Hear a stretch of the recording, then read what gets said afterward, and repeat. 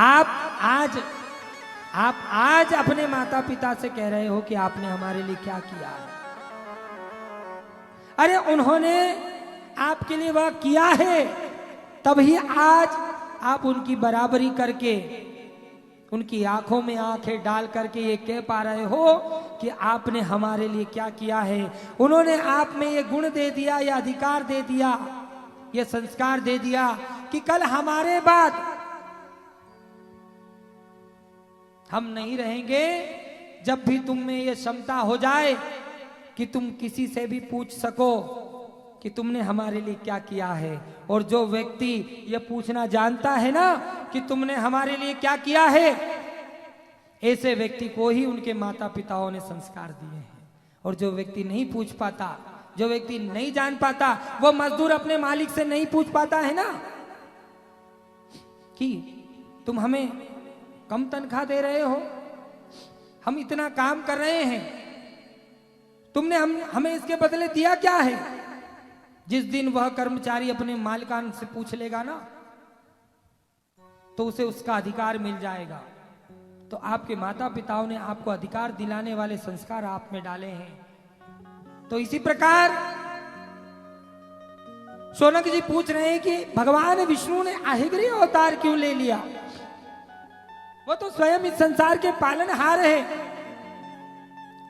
और जब प्रथम बार इस संसार में कोई यज्ञ हुआ है, और प्रथम बार किसी भी यज्ञ में, किसी भी युग में यज्ञ हुआ है, तो वह मां जगत जननी, परम शक्ति, परम जगदम्बा, त्रिपुर सुंदरी मां भगवती का हुआ है। जब शिरोशाही विष्णु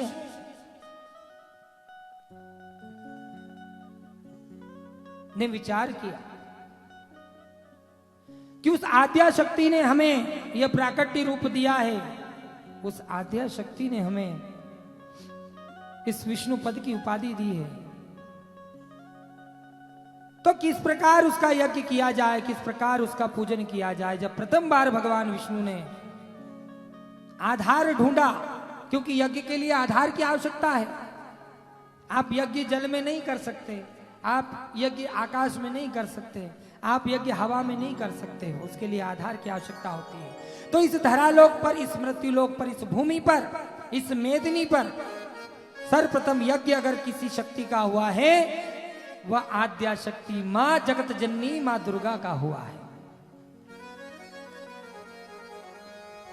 और जब भगवान विष्णु ने मां आद्या शक्ति का यज्ञ किया, तो उस यज्ञ से प्रसन्न होकर के मां भगवती ने उन्हें भी एक पद मोक्ष देने का प्राप्त करा दिया। उसके पहले भगवान विष्णु के पास मोक्ष कराने का अधिकार नहीं था। आज सहस्त्र नाम, विष्णु सहस्त्र नाम का जपन आप करते रहेंगे, तो वह पद मां दुर्गा ने भगवान विष्णु को सौंपा है कि उनके माध्यम से भी आप मोक्ष को प्राप्त कर सकते हैं। तो शौनक जी को सूत जी बड़े ही प्रेम पूर्वक बताते हैं कि हे ऋषिवर, जब मधु केटभ का वध 5000 वर्ष चला, और मधु केटभ तो बारी बारी युद्ध कर रहे थे, क्योंकि दो थे, दोनों भाई थे, मधु और केटभ। तो एक युद्ध कर रहा था, एक आराम कर रहा था, फिर एक युद्ध कर रहा था तो दूसरा आराम कर रहा था। लेकिन भगवान विष्णु तो अकेले ही युद्ध कर रहे थे। और जब 5000 वर्ष युद्ध चलता रहा और मां दुर्गा की कृपा से वह युद्ध समाप्त हुआ, मधु केटभ का वध हुआ, तो भगवान विष्णु का शरीर थक गया, शरीर स्थिर हो गया। तो भगवान विष्णु उसी युद्ध भूमि पर अपने धनुष बाण को अपना सिरहाना बना करके अपने बाण पर ही सो गए। और थकान के कारण उन्हें ऐसी निंद्रा लगी,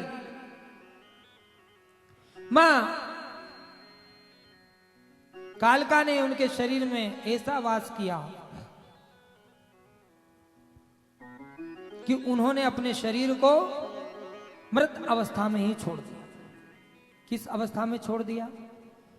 मृत अवस्था में छोड़ दिया। और जब भगवान विष्णु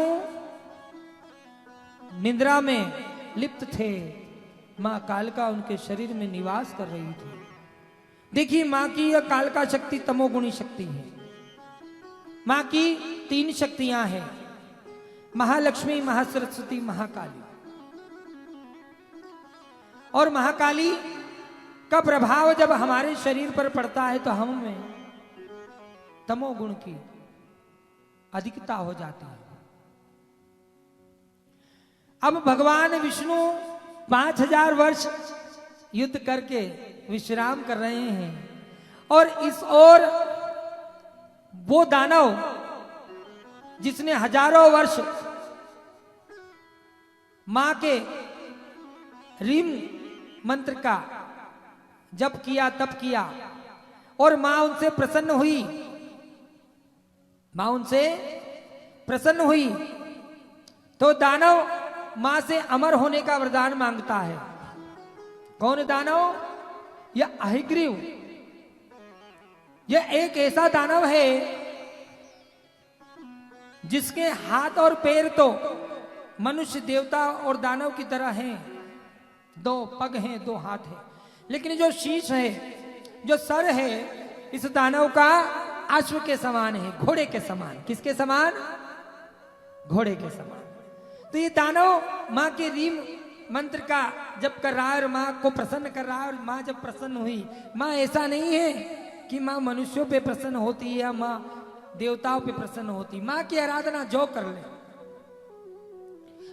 मां की आराधना जो कर ले, मां उस पर प्रसन्न हो जाती है। तो जब मां प्रसन्न हुई तो हयग्रीव राक्षस, हयग्रीव दानव मां से कह रहा है कि हे मां, मैंने तुम्हारा जप किया है, तप किया है, तो मां तुम्हारा धर्म है कि मैं तुमसे जो वरदान मांगू मुझे दे दो। वह मां से अमर होने का वरदान मांग रहा है।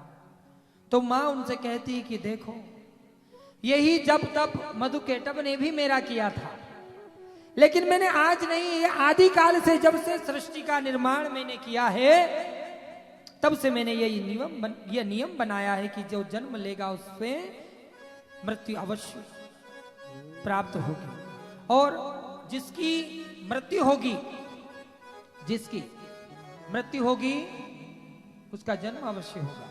अभी भी हम मोक्ष की बात नहीं कर रहे। तो इस वर को छोड़ के, हे हयग्रीव, तुम इसके अलावा जो मांगना चाहते हो, क्योंकि मां भी जानती है और हयग्रीव भी जानता है कि अगर देवता प्रसन्न हो गए तो एक वर के लिए देवता मनाही कर सकते हैं, देवी मनाही कर सकती है, दूसरे वर में आप जो मांग लो, दानव जो मांग ले, वह देवता देव और देवियों को देना ही पड़ेगा।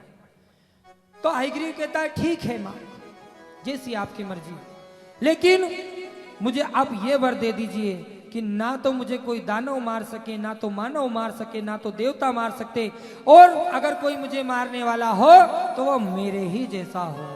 क्योंकि हयग्रीव जानता था कि पूरे संसार में हयग्रीव एक अकेला ऐसा दानव है जिसका सर घोड़े का है। मां ने आशीर्वाद दिया, और वही हयग्रीव अपने उस वर के अभिमान में, उस वरदान के अभिमान में स्वर्गलोक, इंद्रलोक पर अपना कब्जा करने लगा, देवताओं को युद्ध के लिए ललकारने लगा। और जब सब देवता घबराने लगे तो ब्रह्मा जी के पास पहुंचकर वह ब्रह्मा जी से कहते हैं कि हे ब्रह्मा जी, आप हमारी हयग्रीव दानव से रक्षा करिए।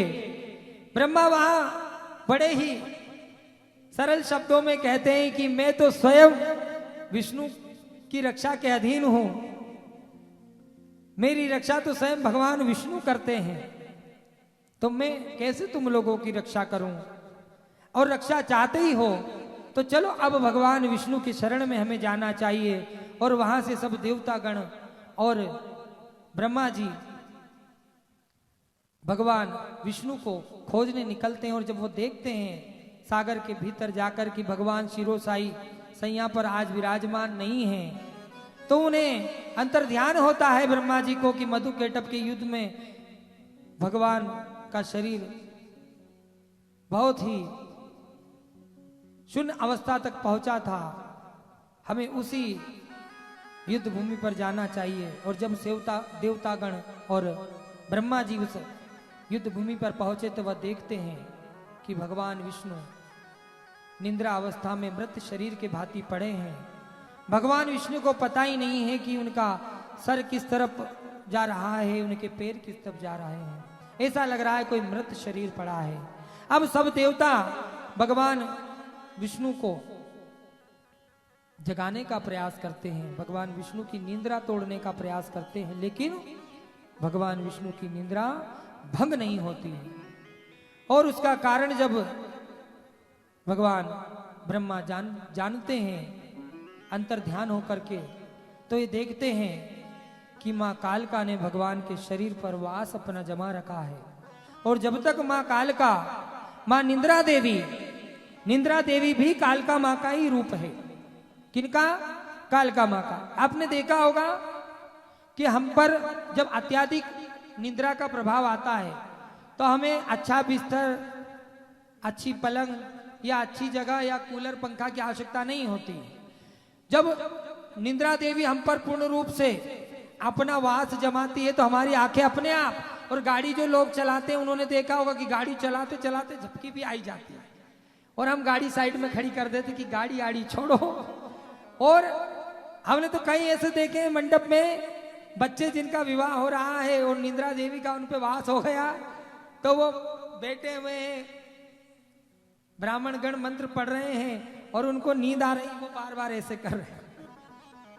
तो वो उनकी त्रुटि नहीं है, वो उन पर निद्रा देवी का वास हो गया। वैसे ही भगवान विष्णु पर वास हो गया।